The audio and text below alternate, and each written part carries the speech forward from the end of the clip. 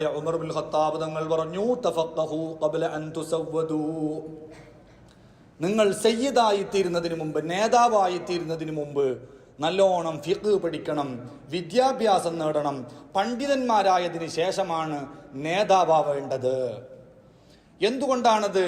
അതിനുള്ള കാരണം ഇതേ ഉമർ ബിൻ ഖത്താബ് തങ്ങളുടെ വാക്ക് മഹാനായ ഇമാം നവവി റഹിമഹുല്ല തിബിയാനുൽ ഉദ്ധരിച്ചുകൊണ്ട് പറഞ്ഞു, ഫഇന്നകും ഇദാ സിർതും സാദത്തൻ മത്ബൂഈൻ, നിങ്ങൾ മറ്റുള്ളവർ നിങ്ങളെ അനുധാവനം ചെയ്യുന്ന, അനുകരിക്കുന്ന, പിന്തുടരപ്പെടുന്ന മഹാന്മാരായ നേതാക്കന്മാരായി നിങ്ങൾ മാറിക്കഴിഞ്ഞാൽ ഇംതനഅതും മിന തഅല്ലുമി, പിന്നെ നിങ്ങളെ പഠിക്കാൻ കിട്ടൂല. നിങ്ങൾ പഠിക്കുന്നതിൽ നിന്ന് നിങ്ങൾ മാറി നിൽക്കും. എന്തുകൊണ്ട്?